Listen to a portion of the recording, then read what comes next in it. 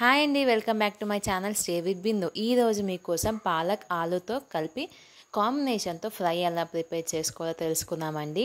ఇప్పుడు దాకా మీరు ఎవరైనా ట్రై చేయకపోతే ఈ కాంబినేషన్ ఒకసారి ట్రై చేయండి. నా ఛానల్ని లైక్ చేయండి, షేర్ చేయండి, సబ్స్క్రైబ్ చేసుకోండి. దీనికి కావాల్సినవి ఆనియన్, ఒక పెద్ద సైజ్ ఆనియన్ తీసుకున్నాము. ఒక 2 చిల్లీస్ సరిపోతుందండి. స్పైసీకి తగ్గట్టు మీరు చిల్లీ యాడ్ చేసుకోవచ్చు. ఒక 3 ఆలు తీసుకుందామండి. అవి చిన్న ఆలు అయితే సరిపోతుంది. అవి చిన్న చిన్న పీసెస్గా మనం కట్ చేసుకుందాము. ఇది పాలకూర అండి. నేను పాలకూరని ఇట్లాగా స్టోర్ చేసుకుంటున్నాను. ఇట్లాగా మనం ఎడ్జెస్ని కట్ చేసుకొని పేపర్లో ఇట్లా చుట్టేసి ఒక కవర్లో పెట్టేసుకుంటే మినిమం 1 వీక్ నుంచి 1.5 వీక్ దాకా స్టోరేజ్ ఉంటుందండి.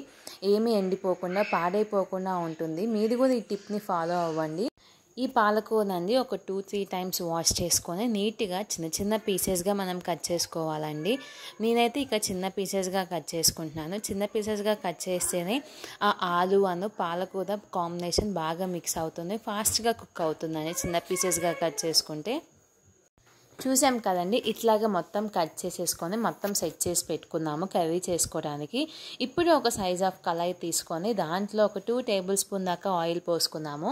దాంట్లోనే పోపు దినుసులన్నీ యాడ్ చేసుకున్నామండి. అది కొంచెం ఫ్రై అయిపోయిన తర్వాత ఆనియన్, చిల్లీ, కరివేపాకు యాడ్ చేసుకున్నాము. ఇది కొంచెం ఫ్రై అయిపోయిన తర్వాత అండి దీంట్లోనే మీకు కావాలి అనుకుంటే అల్లం వెల్లుల్లి పేస్ట్ని యాడ్ చేసుకోవచ్చు, లేదైనా స్కిప్ చేసుకోవచ్చు. కొంచెం పసుపు, టేస్ట్కి తగ్గట్టు సాల్ట్ కూడా మనం యాడ్ చేసుకున్నాము. ఇట్లాగా బాగా అన్నీ మిక్స్ చేసేసుకోనండి. ఇప్పుడు దీంట్లో మనం ఆలు యాడ్ చేసుకుందాము. ఫస్ట్ ఆలు అంతా ఒక 50% కానీ 80% కానీ కుక్ అయ్యేదాకా మనం ఆయిల్లో ఫ్రై చేసుకోవాలండి. ఇట్లాగా మొత్తం మిక్స్ చేసుకొని మూత పెట్టేసుకొని ఒక 10 మినిట్స్ ఉంచుకుంటే ఆలు అనేది చాలా బాగా ఫ్రై అయిపోతుంది, ఫాస్ట్గా ఫ్రై అయిపోతుంది. మనం చిన్న పీసెస్గా కట్ చేసాం కాబట్టి. ఇది కొంచెం ఫ్రై అయిపోయిన తర్వాత దీంట్లోనే మనం కట్ చేసి పెట్టుకున్న పాలక్ని కూడా మనం యాడ్ చేసుకున్నాము. మొత్తం యాడ్ చేసుకొని దీనికి ఈ ఆలు పాలకూర కాంబినేషన్ అండి మనకి రైస్లో కానీ చపాతీలో కానీ చాలా బాగుంటుంది. మీరు లంచ్ బాక్సెస్లోకి క్విక్గా ప్రిపేర్ చేసుకోవాలి అనుకుంటే ఈ రెసిపీని మీరు యూస్ చేసుకోవచ్చు అండి. పిల్లలు కూడా చాలా టేస్టీగా తింటారు ఇష్టంగా. మీరు పిల్లలకి చేయాలనుకుంటే కొంచెం స్పైసీనెస్ని తగ్గించుకొని తినేవాళ్ళు కూడా ఉంటారు, స్పైసీ తినేవాళ్ళు కూడా ఉంటారు కాబట్టి సెట్ అయిపోతుందండి. ఈ పాలకూర అనేది మొత్తం ఫ్రై అయిపోయింది కదండి.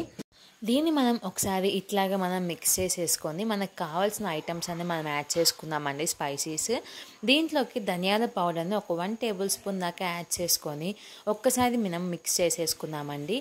ఇప్పుడు నేనైతే మా పిల్లలకండి ధనియాల పౌడర్ని యాడ్ చేసిన తర్వాత తీస్తున్నాను.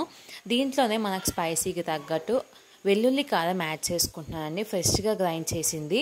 మీకు మామూలు కారం ఉన్నా మామూలు కారమైనా యాడ్ చేసుకోవచ్చు అండి.